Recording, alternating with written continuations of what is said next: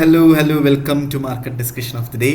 Today, July 2028, 2026, Tuesday ആണ്. So market ഡിസ്കഷനിലോട്ട് പോകുന്നതിന് മുന്നേയായിട്ട് നമ്മുടെ പുതിയ ബാച്ച് ഫ്രീ ആയിട്ട് ഫോറക്സ് ട്രേഡിംഗ് പഠിപ്പിക്കുന്ന ബാച്ച് ഓഗസ്റ്റ് 10 പുതിയ ബാച്ച് സ്റ്റാർട്ട് ചെയ്യുന്നുണ്ട്. സോ ഫ്രീ ആയിട്ട് ഫോറക്സ് ട്രേഡിംഗ് പഠിക്കണം എന്നുള്ള എല്ലാ ആൾക്കാർക്കും എൻ്റെ ഡിസ്ക്രിപ്ഷൻ ബോക്സിൽ നമ്പർ ഉണ്ടാവും. എനിക്ക് മെസ്സേജ് അയച്ചു കഴിഞ്ഞാൽ ബാക്കി കാര്യങ്ങൾ ഞാൻ കോർഡിനേറ്റ് ചെയ്യുന്നതായിരിക്കും എടുത്ത് ഓർമ്മിപ്പിച്ച് പോവുകയാണ്.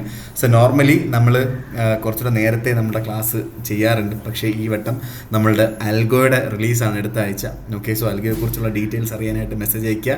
ഡീറ്റെയിൽ ആയിട്ടുള്ള കാര്യങ്ങൾ പറഞ്ഞു തരുന്നതായിരിക്കും. അതേപോലെ തന്നെ നമ്മുടെ സിഗ്നൽ ഗ്രൂപ്പിൽ ജോയിൻ ചെയ്യണം എന്നുള്ള ആൾക്കാർക്ക് മെസ്സേജ് അയച്ചു കഴിഞ്ഞാൽ നിങ്ങൾക്ക് ജോയിൻ ചെയ്യുകയും ചെയ്യാം. Okay, so coming to market discussion, coming to fundamental side, നമ്മുടെ ഇന്നലെ നമുക്ക് എന്താണ് പ്രസിഡന്റ് ട്രംപിൻ്റെ സ്പീച്ച് ഉണ്ടായിരുന്നു. സ്പീച്ചിൽ മെയിനായിട്ടും പുള്ളിക്കാരൻ നമ്മുടെ ഇറാനുമായിട്ടുള്ള പീസ് ഡിസ്കഷൻ ആണ് കൂടുതലും പറഞ്ഞത്. ഓക്കെ, ഡിസ്കഷൻ എന്താ പറയുക, എത്രയും പെട്ടെന്ന് ഈ കോൺഫ്ലിക്റ്റ് നിർത്തണം എന്നുള്ള കാര്യങ്ങളൊക്കെ സംസാരിച്ചിട്ടുണ്ടായിരുന്നു. ഓക്കെ, സോ അതാണ് മെയിനായിട്ടും ഉള്ളൊരു നല്ല കാര്യം പുള്ളിക്കാരൻ പറഞ്ഞത്. ബട്ട് ഡെഫിനറ്റ്ലി താരിഫും അതിനെ സംബന്ധിച്ചിട്ടുള്ള ടാക്സുകളും കുറിച്ചും പറഞ്ഞിട്ടുണ്ടായിരുന്നു. സോ അത് ബേസിക്കലി ഗോൾഡിന് ഒരു പോസിറ്റീവായിട്ട് ഗോൾഡ് മുകളിലോട്ട് പോകാനായിട്ടുള്ളൊരു ന്യൂസ് കൂടെയാണ് എന്നുള്ളൊരു കാര്യം കൂടെ മനസ്സിലാക്കുക. നമുക്കറിയാം ഇപ്പം XAUSD ഓൾമോസ്റ്റ് 4044 കിടന്ന് കറങ്ങിക്കൊണ്ടിരിക്കുകയാണ് അല്ലേ.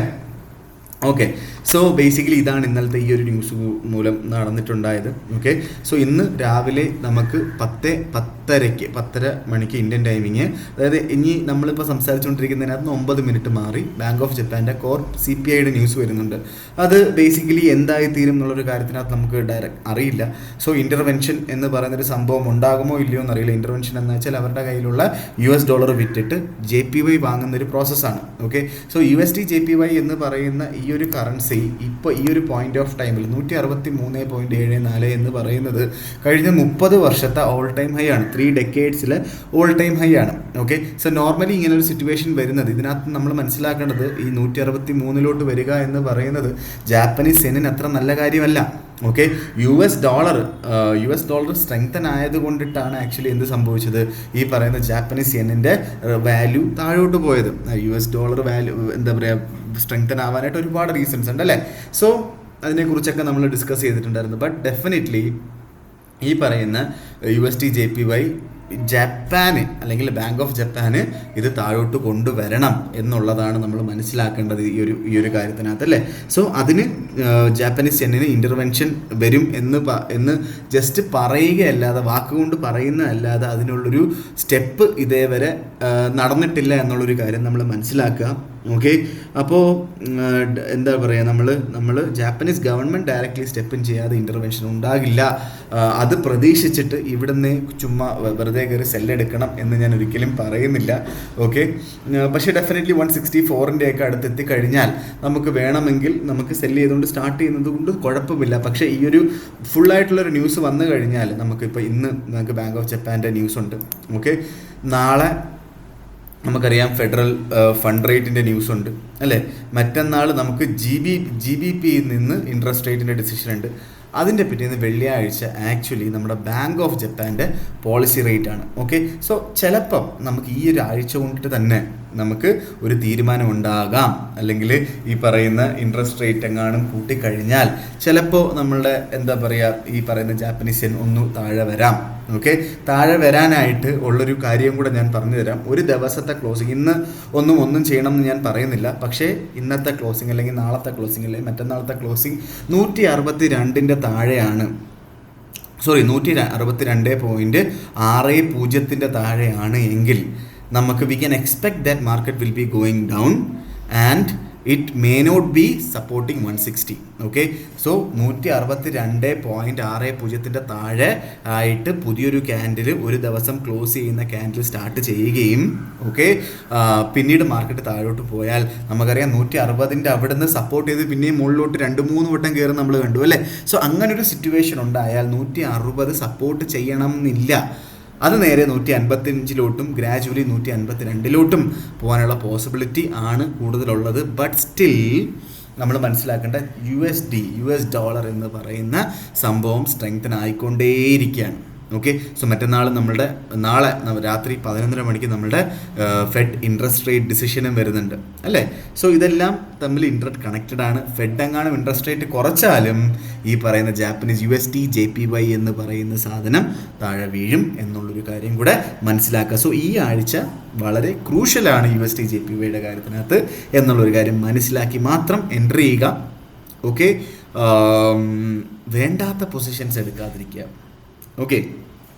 സോ എനിവേസ് ഇതൊക്കെയാണ് നമ്മളുടെ ന്യൂസ്, പൊളിറ്റിക്കൽ സൈഡിൽ നിന്നും എക്കണോമിക് സൈഡിൽ നിന്നും എനിക്ക് പറഞ്ഞു പോകാനായിട്ടുള്ള. അതേപോലെ തന്നെ ഒരുപാട് സെൻട്രൽ ബാങ്കുകൾ ഗോൾഡ് മേടിച്ച് കൂട്ടുന്നുണ്ട്. സോ അത് ഒരു ഫ്ലോറാണ് ഗോൾഡിന് 4000 അവിടുന്ന് ഒരു ഫ്ലോറായിട്ട് ആക്ട് ചെയ്യുകയും അവിടുന്ന് ഗോൾഡ് മുന്നോട്ട് പോവുകയും ചെയ്യുന്നൊരു കാഴ്ച നമ്മൾ പലവട്ടം കണ്ടതാണ് അല്ലേ. Okay. So anyways coming to technical side. So നമ്മൾ ടെക്നിക്കൽ സൈഡിലോട്ട് വരുമ്പോൾ ഫസ്റ്റ് ഓഫ് ഓൾ USD JPYയിലോട്ട് തന്നെ വരാം. സോ നമ്മൾ ഡീറ്റെയിൽ ആയിട്ട് പറഞ്ഞു ഇതാണ് സിറ്റുവേഷൻ എന്നുള്ളൊരു കാര്യം. ഓക്കെ. സോ നിങ്ങൾക്ക് വേണം എന്നുള്ള ആൾക്കാർക്ക്, റിസ്ക് എടുക്കണം എന്നുള്ള ആൾക്കാർക്ക് 164 അവിടുന്ന് സെല് ചെയ്ത് വേണമെങ്കിൽ പരീക്ഷണം നടത്താം. ഓക്കെ. ഇത് ഓൾ ടൈം ഹൈ ആയിട്ട് മാത്രമാണ് മാർക്കറ്റ് അപ് ട്രെൻഡ് ആണ്. ഓക്കെ. 163.9 164 റേഞ്ചിൽ 165.40 മുകളിൽ സ്റ്റോപ്പ് ലോസ് വെച്ചുകൊണ്ട് സെല്ല് ചെയ്തുകൊണ്ട് സ്റ്റാർട്ട് ചെയ്യാം. അങ്ങനെ ചെയ്താൽ നിങ്ങൾക്കൊരു 50 പിപ്പിൻ്റെ സ്റ്റോപ്പ് ലോസും മിനിമം നമുക്ക് എങ്ങനെ പോയാലും 200 പിപ്പിൻ്റെ പ്രോഫിറ്റ്, അതായത് 163 അടുത്ത് നിങ്ങൾക്ക് വേണമെങ്കിൽ എന്ത് ചെയ്യാം, നിങ്ങൾക്ക് ഫസ്റ്റ് TP വെക്കാം. ഓക്കെ. സെക്കൻഡ് TP നിങ്ങൾക്ക് 162.7 അവിടെയൊക്കെ വെക്കാം. തേർഡ് TP നിങ്ങൾക്ക് കുറച്ചുകൂടെ വൈഡൻ ചെയ്ത് 160.5 ആ ലെവലിലോട്ടൊക്കെ വെക്കാം. ഫോർത്ത് TP വേണമെങ്കിൽ 155 വെക്കാം. 160 ഒറ്റയടിക്ക് അങ്ങനെ ക്രോസ് ചെയ്ത് പോയാൽ നല്ല രീതിയിലുള്ളൊരു ബോണസ് കിട്ടും. So the risk to reward ratio is really high. Okay. അത് ഭയങ്കര കൂടുതലായത് കൊണ്ടിട്ട് തന്നെ നിങ്ങൾക്ക് ഇത് എങ്ങനെ വേണമെങ്കിലും പ്ലാൻ ചെയ്യാം. അത് നിങ്ങളുടെ ഇഷ്ടമാണ്. ഓക്കെ. സോ ഈ ഒരു കാര്യത്തിനകത്ത് എനിക്ക് ഇതാണ് പറയാനായിട്ടുള്ളത്. USD JPYയിൽ ഇത് ഞാൻ ടെക്നിക്കൽസ് നോക്കിയിട്ടല്ല, ഓൾ ടൈം ഹൈയിൽ നിൽക്കുന്നത് കൊണ്ടിട്ട് മാത്രമാണ്. ആ പറയുന്ന റിസ്ക് എടുക്കാൻ പറ്റുന്ന ആൾക്കാർ മാത്രം എടുക്കുക, ചെറിയ ലോട്ട് എടുക്കുക. ഓക്കെ. അതേപോലെ തന്നെ നമുക്ക് നേരെ യൂറോ USDയിലോട്ട് പോവാം. 1.1367 നിൽക്കുന്നു മാർക്കറ്റ്. യൂറോയിൽ ഒരുപാട് പ്രശ്നങ്ങൾ ഓൾറെഡി ഫേസ് ചെയ്യുന്നുണ്ടെന്നായിട്ട് നമുക്കറിയാം അല്ലേ. സോ 1.1200 ആണ് നമുക്ക് ലോങ്ങർ ടേമിലോട്ട് യൂറോയിലുള്ളൊരു ബൈ എൻട്രി എന്ന് പറയുന്നത്. ഓക്കെ. സോ ഇൻട്രാഡേ ഇന്നത്തെ ദിവസം നമ്മൾ മാത്രം നോക്കിക്കഴിഞ്ഞാൽ, ഓക്കെ, ഇപ്പോൾ കറക്റ്റായിട്ട് പറഞ്ഞാൽ നമ്മളൊരു സപ്പോർട്ട് സോണിലാണ് നിൽക്കുന്നത്. 1.1350 മുകളിലായിട്ട് നമുക്ക് വീണ്ടും ബൈ ചെയ്ത് സ്റ്റാർട്ട് ചെയ്യുന്നത് കൊണ്ടിട്ട് തെറ്റില്ലാത്ത കാര്യമാണ്. 1.1350 അവിടെ നിന്ന് ബൈ ചെയ്ത് മുന്നോട്ട് പോകാം. 1.1350 1.1360 റേഞ്ചിൽ ബൈ ചെയ്യുന്ന ആൾക്കാർ ടൈറ്റായിട്ട് 1.1320 താഴെ സ്റ്റോപ്പ് ലോസ് ടൈറ്റായിട്ട് വെക്കണം എന്നുള്ളത് ഞാൻ എടുത്ത് പറഞ്ഞു പോവുകയാണ്. ഓക്കെ. സോ ഇന്ന് ട്രേഡ് ചെയ്യുന്ന ആൾക്കാരാണ്, നിങ്ങൾക്കൊരു 30-40 പിപ്പിൻ്റെ പ്രോഫിറ്റ് എടുത്ത് മാറുകയും ചെയ്യാം കേട്ടോ. അത് ഹോൾഡ് ചെയ്യണം എന്നില്ല. ഹോൾഡ് ചെയ്യണം എന്നുള്ള ആൾക്കാർക്ക് 1.1200 ആണ് ഏറ്റവും ഉചിതമായിട്ടുള്ള നമ്മളുടെ എൻട്രി പോയിന്റ് എന്ന് പറയുന്നത്. ഓക്കെ. സോ GBP USD 1.3300 എന്ന് പറയുന്ന ആ ഒരു സപ്പോർട്ട് ബ്രേക്ക് ചെയ്ത് താഴോട്ട് വന്നിട്ടുണ്ടായിരുന്നു. അപ്പോൾ താഴോട്ട് വന്നപ്പോൾ 1.13 താഴോട്ട് വന്നപ്പോൾ 1.13284 നമ്മുടെ സ്റ്റോപ്പ് ലോസ് ഒന്നും ഹിറ്റ് ആയിട്ടില്ല. നമ്മളിന്നലെ പറഞ്ഞിട്ടായിരുന്നു 1.3300 അവിടെ കിട്ടിയാൽ ബൈ ചെയ്യണമെന്ന്. ഓക്കെ. സോ ബേസിക്കലി ആ ബൈ ചെയ്തിട്ടുള്ള ആൾക്കാർ, എന്നെ കാണുന്ന ആൾക്കാർ, എനിക്ക് പറയാനായിട്ടുള്ളത്, നിങ്ങൾ ആ ട്രേഡിനകത്തുനിന്ന് ഇപ്പോൾ ചെറിയ ലോസിനകത്ത് നിങ്ങൾക്ക് വേണമെങ്കിൽ ഇറങ്ങാം. ഓക്കെ. ഇറങ്ങുന്നതായിരിക്കും നല്ലത്. നമുക്ക് ബെറ്റർ ഓപ്പർച്യൂണിറ്റി കിട്ടാനുള്ള പോസിബിലിറ്റി ഉണ്ട്. Because the market have ended below 1.3300 ഇന്നലെ. ഓക്കെ. സോ ഇന്ന് നമുക്ക് പല മാർക്കറ്റ് ഓപ്പണിങ്സിനും 1.3300 താഴെ തന്നെ ആയതുകൊണ്ടിട്ട് തന്നെ അടുത്ത മാർക്കറ്റ് ഓപ്പണിംഗ്, അതായത് 11:30 മണിക്കുള്ള മാർക്കറ്റ് ഓപ്പണിംഗ് 1.3300 മുകളിലല്ല എങ്കിൽ വെയിറ്റ് ചെയ്യുക.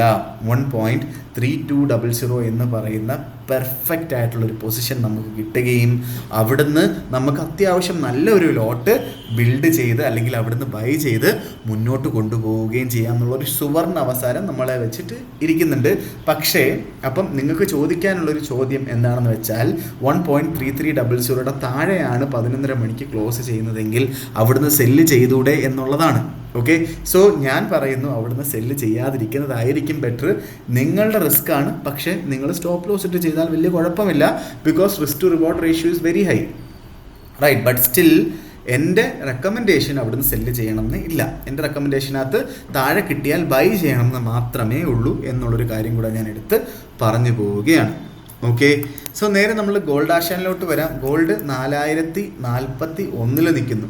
ഓക്കെ, സോ ഇന്നലെ നമുക്ക് ഇന്നലെ ഹൈ പോയപ്പോൾ ഒക്കെ മാർക്കറ്റ് 4115 ലെവലിലോട്ടൊക്കെ പോയതാണ് അല്ലേ.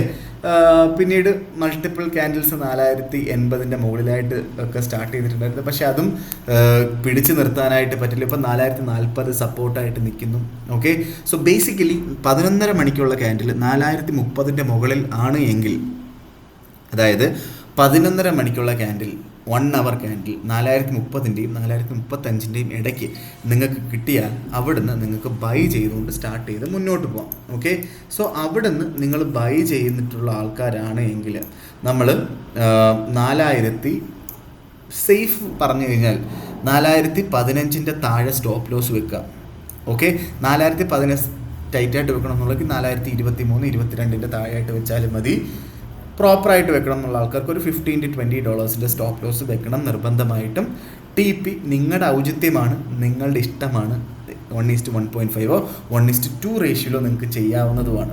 ഓക്കെ, സോ ഇതാണ് എനിക്ക് ഇന്നത്തെ ഗോൾഡിൽ പറയാനായിട്ടുള്ള ഓപ്പർച്യൂണിറ്റി.